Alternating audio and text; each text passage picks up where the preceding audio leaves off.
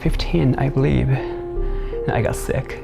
What I got was PlayStation there. That was like another world I can be, that actually saved my life. I was in this room with like 5 other kids there. Actually, one of them, couldn't, speak. But, you didn't need any words there. We played together and get excited. And sometimes you don't need words, to communicate, to be friends. The Quiet Man is, communication beyond words. And I knew it for a long time ago.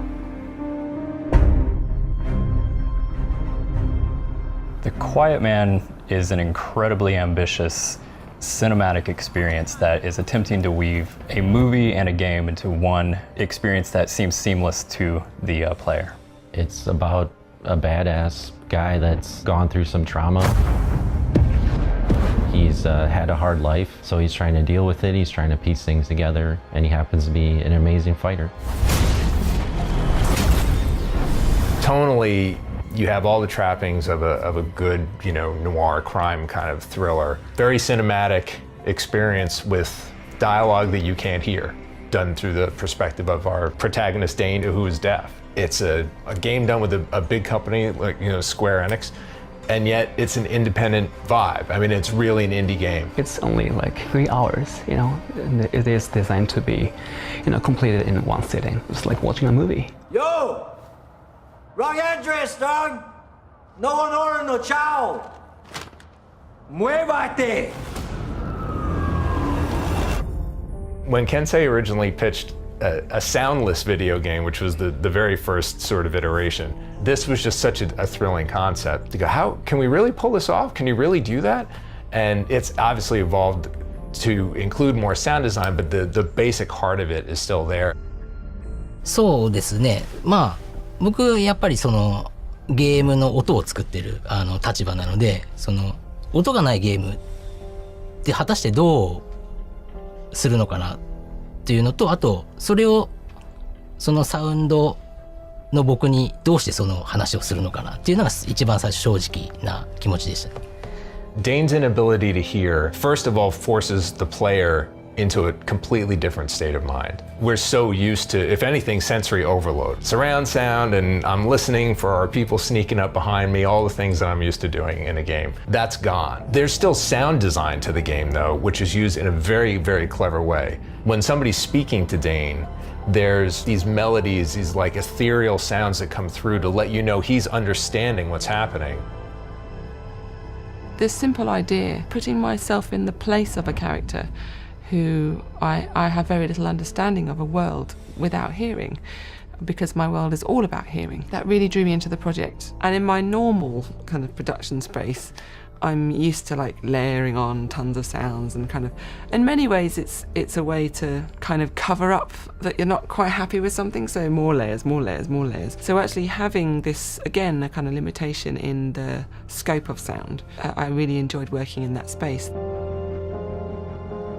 I think the game approaches the players with a unique challenge, and it kind of forces you abruptly to know what it feels like to be a person who cannot hear. There are things that he knows that as a player you don't know. There's a level of excitement trying to go into this universe and not understand what people are saying, but trying to put, puzzle it together yourself. I think it's also important to keep in mind that the deaf community and the hard of hearing people, you can't just clump one person and just stereotype everybody as like that. It's really important to keep in mind that Dane is a character who cannot hear, but uses lip reading, some ASL, and some gang signs to communicate with those who are closest to him. Just because he's a person who's lost his hearing doesn't make him a saint, He has issues and conflict that he has to deal with himself, and looking for hope, as we all are.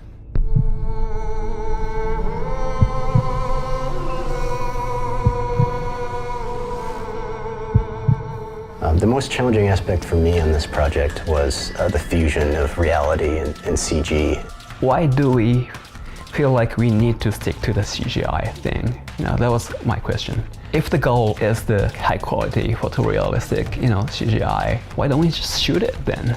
What's the difference? で、特にやっぱり感情の機微だったりだとか、そういったものがまだ CG には表現しきれないところがある。We ended up shooting our live-action footages in Sofia, Bulgaria. There's this great studio there. It made it look like it's real New York. I think one of the biggest challenges with the effects on this game was the level of fidelity that it had to match up with live action, the lighting, the amount of detail. Part of the process was 3D scanning, so we had digital handheld scanners that we would use to scan props. It also involved a lot of scanning characters from all the different facial expressions and doing VO voice recording and performance capture just to bring those digital doubles to life in the game world.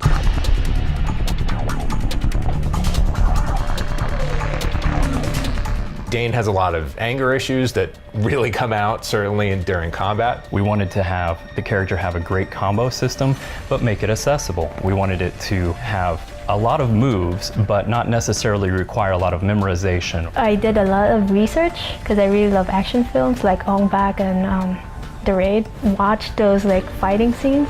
That way I can get the best composition for each punch, kick. So not only did we have a combo system, but we had a system for finishing the enemies. We had a system for using the environment on our enemies. We had a system for grabbing our enemies, throwing our enemies, and putting them against the wall and kind of doing what we call a beatdown. All of the ways that you can dispatch a character in this game, there's no way that you can see all of it in one sitting. You couldn't see it in 2, 3, or 4.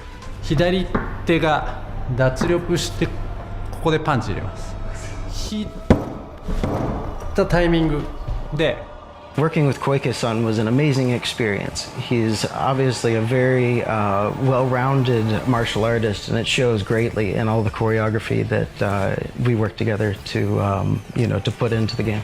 今回、クワイエットマンという仕事をいただいたときに、初めはですね、実写部分のアクションシーンというのを、作ってくれということでオファーを受けて、そしてそれを受けたんですけども、そしてそのなんですかキャラクターの、戦い方だとかプロデューサーの藤永さんといろいろお話ししていく上で、こんなことやりたいあんなことやりたいっていうのが実写部分で作っていく上で部分も後からちょっと、やっていただけないかということを、言われて、そしてゲームの部分のモーションキャプチャーも担当させていただきました。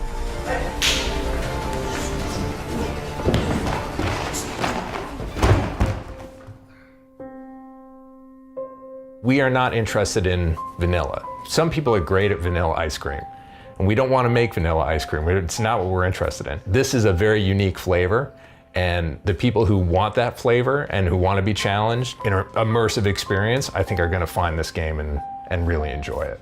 For me, The Quiet Man aims to say more than what might be on the surface. The Quiet Man, I would say it's a crazy game, crazy concept. It's a crazy, ambitious project to, even to start with, I believe in the video game changed me, and if one video game, can change people's mind, that means video game can, change the world. And that's how I believe, video game can be, much more than just fun.